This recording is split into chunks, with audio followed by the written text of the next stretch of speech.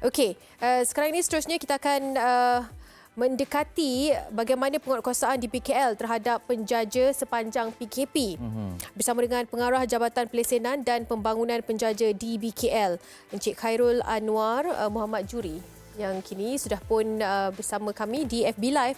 Assalamualaikum. Assalamualaikum. Bagaimana keadaan di sana, Encik Khairul? Sihat? Alhamdulillah sihat dekat ini. Mudah-mudahan terus sihatlah hingga selesai. Okey, kita bercerita tentang penguatkuasaan di BKL terhadap penjaja sepanjang PKP ini. Mungkin sedikit sebanyak sebagai mukadimahnya boleh dikongsikan, Cik Khairul. Silakan. Okey, pertama sekali bermula pada PKP 1 lagi lah. Ya. Pihak Dewan Melayu Kuala Lumpur selaras dengan arahan kerajaan tidak membenarkan penjaja-penjaja kecil di tepi jalan, terutamanya contoh pasar malam, pasar pagi, ya, dan juga yang meniaga kecil di tepi jalan ni. Kita tidak benarkan untuk menjalankan perniagaan atas sebab-sebab yang selaras dengan PKP lah. Dan kita telah pun memulakan daripada hari pertama lagi mengeluarkan notis kepada semua pelesen, ya, dan kepada orang ramai untuk memahami serta mematuhi arahan PKP dan juga arahan di BKL ni lah. Melihat kepada penguatkuasaan ini, berapa peratus kadar pematuhan yang dilakukan oleh penjaja-penjaja melihat kepada pemantauan pihak di PKL sendiri? Okey, Alhamdulillah.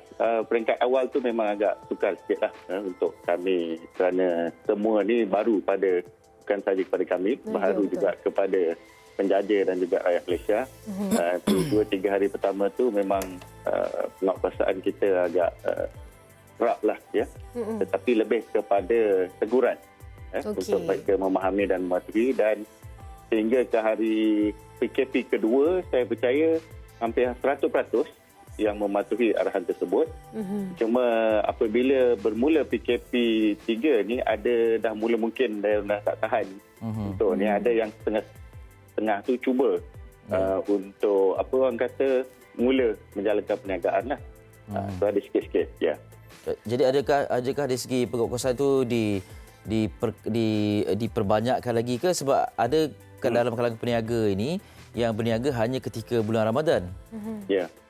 Okey, apa yang kita lakukan jelah pada PKP yang pertama kita keluarkan notis, dan kedua PKP pertama dan kedua kita keluarkan notis dan teguran kepada mereka, dan untuk PKP 3 ni kita telah mengambil pendekatan yang berbeza, yang mana jika mereka masih lagi engkar, kita akan terpaksa membuat tindakan penguatkuasaan, termasuklah menyita barang-barang perniagaan mereka tu.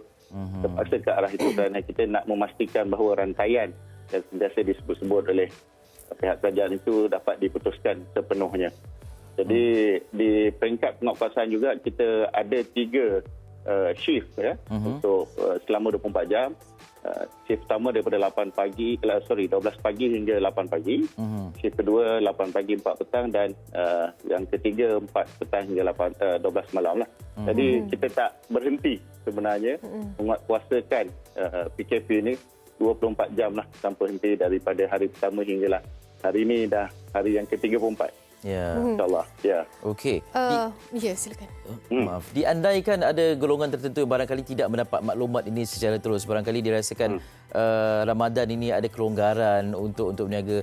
Bagaimana untuk memastikan maklumat ini sampai kepada mereka, dan bahawasanya di fasa ketiga PKP ini penguatkuasaan lebih ketat dan boleh disita sekiranya mereka menjalankan perniagaan ini? Kita telah pun mengeluarkan notis pada hari Sabtu yang lepas, ya, dan notis ni kita edar kepada semualah yang terlibat, dan pada masa yang sama kita juga mengeluarkan di social media di BKL. Mungkin boleh melawat di FB, di Insta, Twitter di BKL untuk mendapatkan maklumat yang terkini lah, ya. Dan sehingga hari ini saya percaya semua orang pun lebih maklum bahawa dengan PKP 3 ini perkara perlu lebih tegas. Kita perlu lebih memberi kerjasama pada pihak penguatkuasa, pihak kerajaan, agar benda ini kalau lebih cepat, kalau lebih kita patuh, maka insya-Allah lebih cepatlah ianya akan selesai. Ya. InsyaAllah. Dan lebih cepat boleh berniaga balik ya. Betul. Betul tu. Ya. Ada juga yang macam menjadikan alasan ataupun mengambil konsep dan pendekatan pandu lalu walaupun penjaja-penjaja kecil ini hanyalah mendirikan tapak dan ada barangan di situ dan mengatakan yang saya hanyalah lakukan pandu lalu sahaja. Jadi bagaimana pihak DBKL menyantuni ataupun melakukan penguatkuasaan terhadap penjaja-penjaja yang mengambil konsep begini? Okey, kita pun kajian pun telah maklumkan bahawa konsep pandu lalu terhadap gerai-gerai ini pun tidak dibenarkan kerana tujuannya supaya tidak berlaku pengumpulan manusia di satu-satu lokasi. Jadi macam saya katakan tadi, untuk peringkat ini kita akan mengambil tindakan dengan lebih tegas, insya-Allah. Ya, kita naklah orang patuh, kalau boleh kita tak nak cita pun barang ke apa ke kan. Jadi menjusahkan kedua-dua belah pihak. So kalau kita sita kali ini memang kita tak akan pulangkan sehinggalah selesai PKP ni nanti.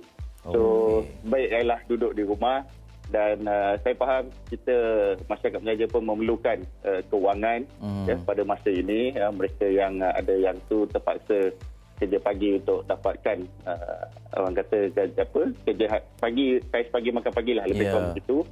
Tapi ini demi negara demi masyarakat kita. Jadi dan pihak kerajaan Impact DBKL juga telah memberikan sumbangan one off pada mereka sebanyak RM500 bagaimana yang telah disebutkan.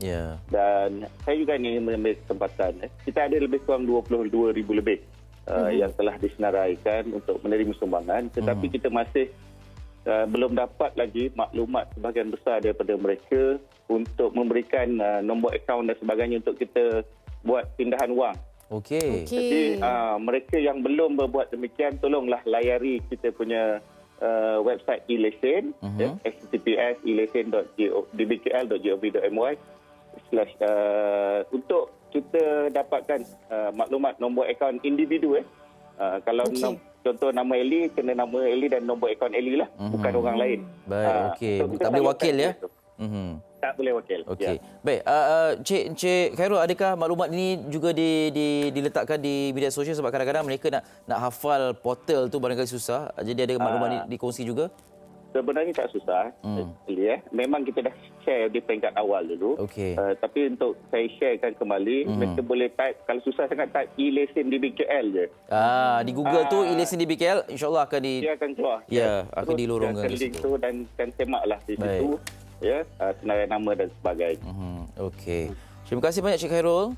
Terima kasih. Jumpa lagi. Selamat tugas. Assalamualaikum. Stay home. Stay home, stay safe. Itu dia Encik Khairul Anwar, Pengarah Jabatan Pelesenan dan Pembangunan Penjaja DBKL. Yang berkaitan dengan bantuan itu, kalau macam contohnya bagi mereka yang memulakan perniagaan di Uptown, macam saya baru saja berjinak dan berlakunya PKP ni. Selepas itu ada individu yang mana manager Uptown itulah yang kita panggil pihak pengurusan Uptown itu memberi nasihat kepada kita untuk memberikan akaun. Maknanya seorang akan mengambil semua semua akaun penjaja untuk dikumpulkan dan untuk diraih bantuan.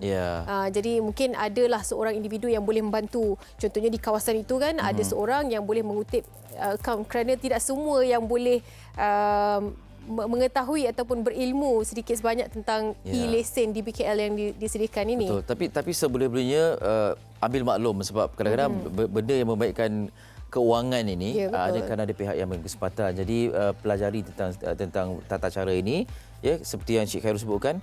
Dalam hal inilah kalau ingin memastikan anda dapat bantuan dan sebagainya, di Google itu type e-lesen DBKL, insya-Allah akan dilorongkan kepada portal berkenaan.